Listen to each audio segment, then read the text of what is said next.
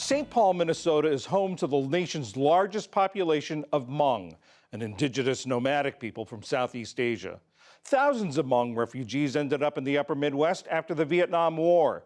They've called the area home for nearly 50 years, but their cooking hadn't quite found a home there. Special correspondent Megan Thompson tells us about a chef who seems to be changing that.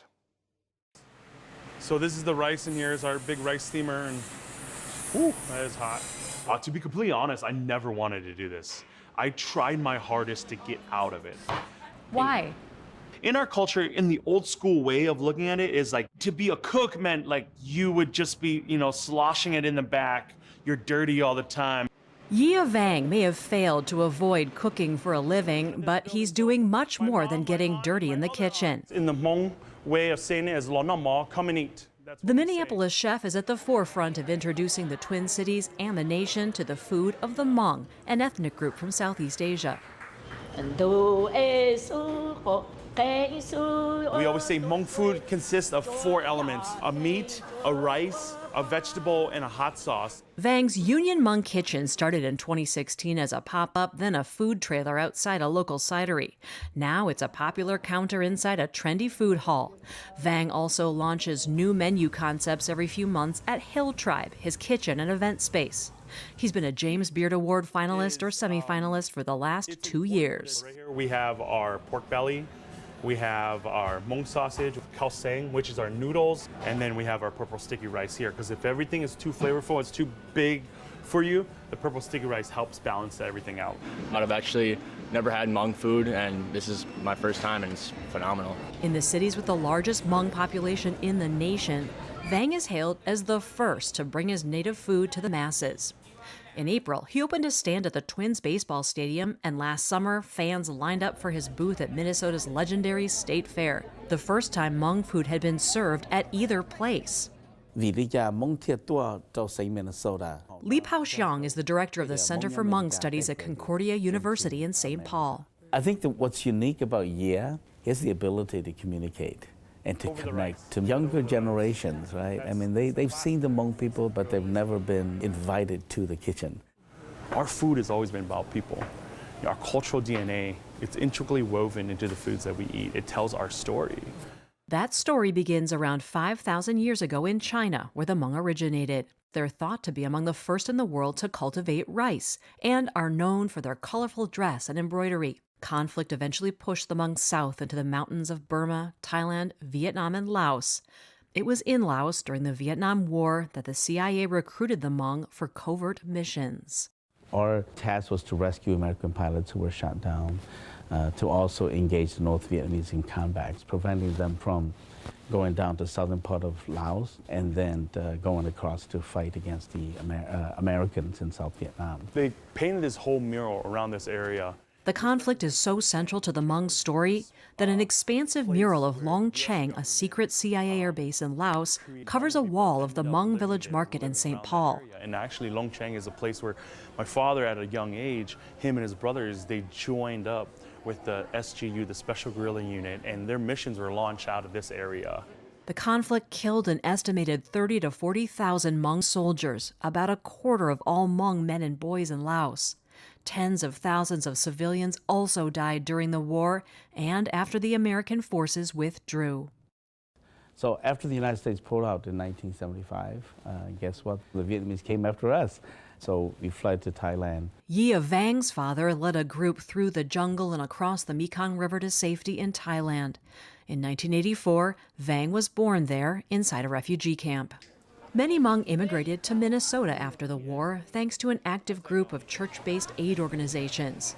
Today, the state is home to close to 100,000 Hmong. Vang's family ended up next door in Wisconsin, where food was a way to maintain the Hmong culture. Learning how to cook in a Hmong household is not an option. It's not like, hey, do I want to cook? No, it's like, no, you're going to cook.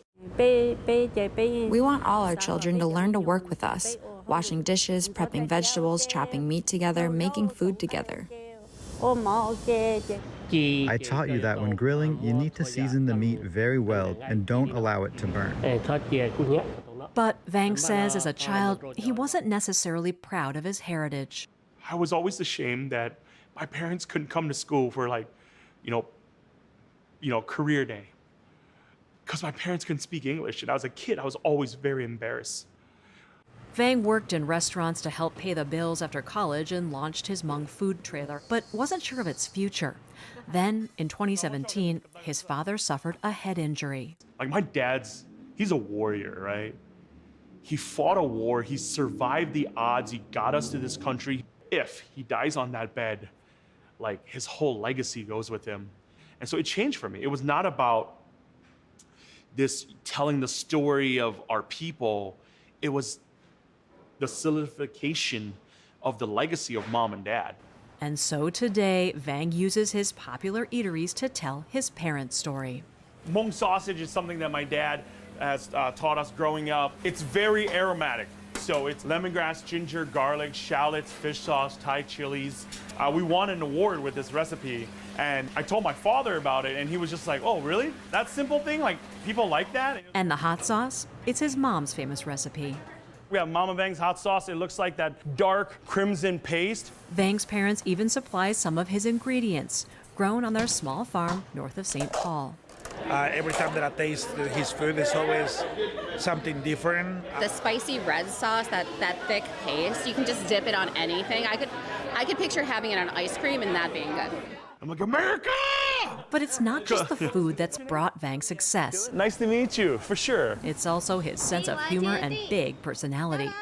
Vang has a podcast about Hmong culture. Manny, I love your tortas. And he hosts 2 TV shows. Barrel with Gia Vang. He's kind of like a trailblazer, especially for the Hmong people. We don't have a country to call our own. No one really understands our cuisine, and he's been able to introduce it to the world. Chef, you really embody how we should celebrate our community. And Vang's earned some high-profile fans, too, like Peggy Flanagan, the Lieutenant Governor of Minnesota, who stopped by a recent event celebrating Asian American Pacific Islander Heritage Month. The Lieutenant Governor now. Oh! Yeah. So, hi. This is my mom, Pang. So nice to meet you. Vang cooked all the food with his parents, of course. Those egg rolls are mom's famous egg rolls. Ever since we were little kids, we would do egg roll sales. It came to a point where the health department at our little Wisconsin town came out and they're like, what's going on? Vang's hoping to launch his first formal brick-and-mortar restaurant soon, calling it Vinai, after the refugee camp where he was born and where his parents first met. Embracing his heritage, no longer ashamed. Fast forward that 30 years, I'm hoping that people would talk to me about my parents. 30 years later, I cannot not talk about them. So I say I've run so far, tried so hard to run from who I am that it becomes a circle to running back to who you were meant to be. For PBS News Weekend, I'm Megan Thompson in Minneapolis.